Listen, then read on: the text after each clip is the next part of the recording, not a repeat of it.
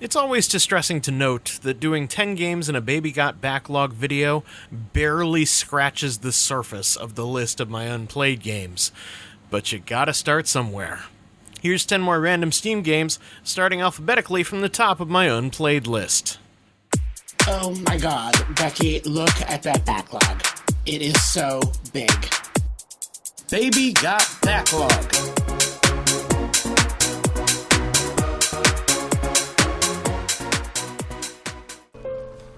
1954, Alcatraz. This is a point-and-click adventure game from Daedalic Entertainment. It follows a young couple on the wrong side of the law. Joe was part of a bank heist gone awry, and he wound up in Alcatraz. His wife, Christine, is on the outside, being hounded by criminals to hand over Joe's loot. The two of them have to figure out a way to break Joe out of Alcatraz and keep the loot safe, so they can live happily ever after.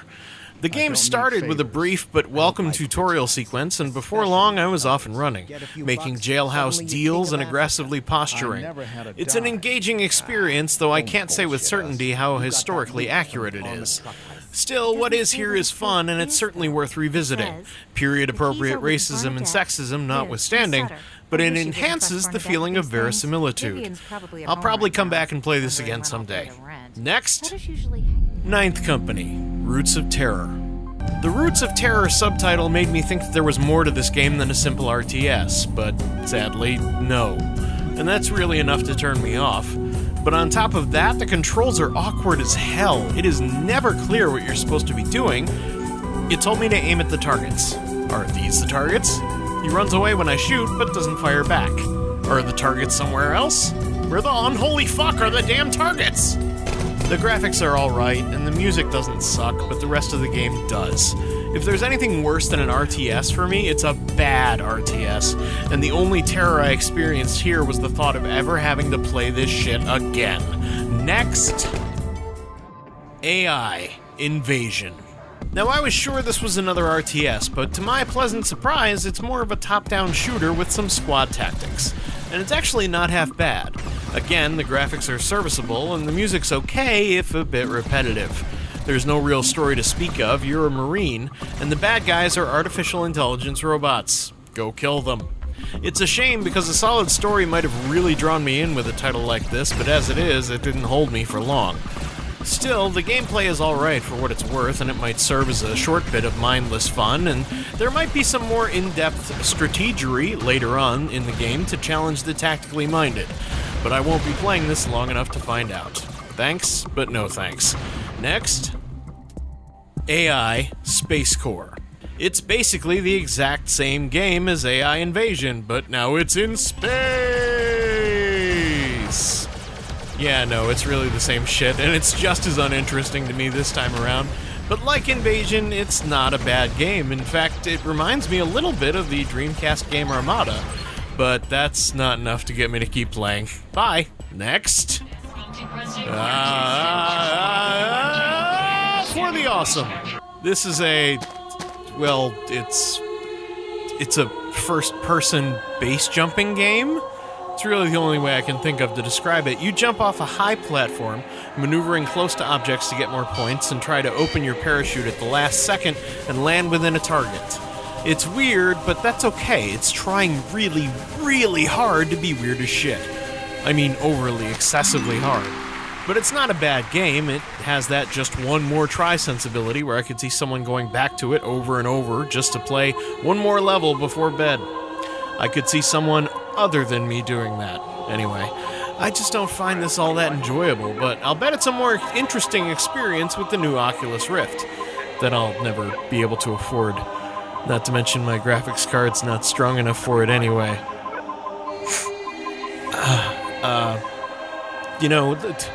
Let's just move on. Next. About Love, Hate, and the Other Ones. This is an interesting indie 2D puzzler as you play two little creatures named Love and Hate, and they accidentally get mixed up with a teleportation device.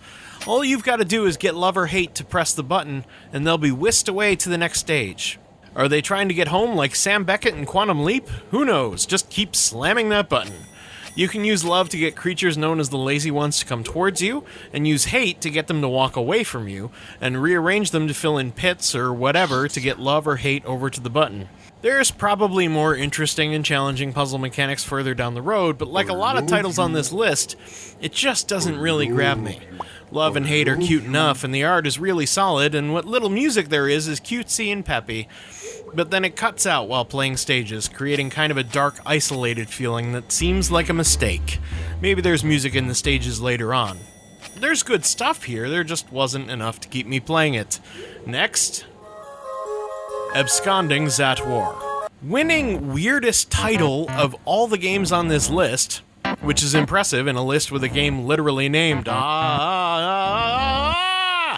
Absconding Zatwor has a seriously unimpressive intro, however, where Randy is convicted of murder and sent to Zatwor, but he tries to escape because he's aware of his innocence, like anyone fucking wouldn't be in his sitch. Sorry, but that is really fucking stupid. Anyway, the game is better than the intro. It's a 2D stealth puzzler where you gotta avoid security cameras and avoid setting off motion detectors. It's okay, again, like a lot of these games, it's just not terribly engrossing. Part of it is that awful intro, but the music doesn't really fit either. The stage designs are okay and the art serves its purpose, but in the end, it's not enough to make me stick with it. Nice try though. Next, Abyss Odyssey. This is the best of the bunch so far. This is a rather high-quality roguelike Metroidvania, by which I mean that there's a large dungeon to explore, but you will die a lot. And when you do, the entire structure of the dungeon will be rearranged, and you'll have to start all over again. There's an all-powerful warlock who's created the abyss from his imagination, and it's spilling monsters into the real world. In fact, several soldiers will try to help you. And you are yet another creation of the warlocks, apparently to try and beat the abyss for his amusement. Or is there something else going on here? The combat's pretty good, though I've never gotten on with roguelikes. I find them inherently frustrating. Still, I suppose my spastic flailing got me through a solid portion of the game, and would continue to as long as I kept leveling. The graphics are pretty great, the music is solid as well. The narrative is drip-fed via the warlock's journal entries that are random drops. All in all, a very good game that's pretty unique, and it has 2-player local co-op. Probably gonna come back to this one. Next, Ace, Arena Cyber Evolution. Well hey, it's an online sports-ish game from 2014. That's different. I wonder how many people are still playing this game nowadays. 3. 3 people on Earth are playing this game, and I am one of them. Well, that's the nature of online games. Before you know it, Ghost Town. Well, if this game doesn't have bots, it's going to be a real short vid. Thankfully it does, so I can still play and level and earn currency to pay for various microtransactions and upgrades, though I'd probably have to be senile at this point to do so.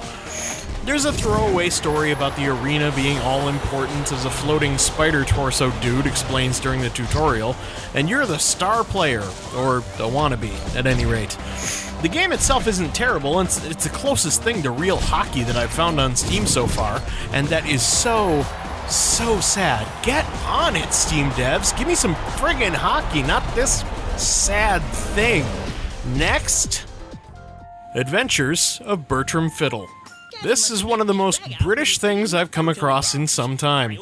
Bertram is yearning for some adventurings with his manservant Gavin, a cyclops who lives under the stairs. Between the art style and that little tidbit, I could tell I was in for a unique experience. Bertram has gone on adventures before with success, despite having to wear a worm on his face. But lately, there's been nothing to do, and his wife demands that he find something or get a job, and the game begins. It's a rather delightful point-and-click that's just a shade immature. Lord Arthwipe indeed. But there's enough charm here to make the game amusing, if not outright funny. And the art is certainly unique, but what in Gabe's name happened to Bertram's mother? Kill it with fire! And though there was one action arcadey sequence, it was hardly difficult. So this might be a worthy purchase if you're an adventure game fan. In fact, I hear there's a sequel on the way. See you next time.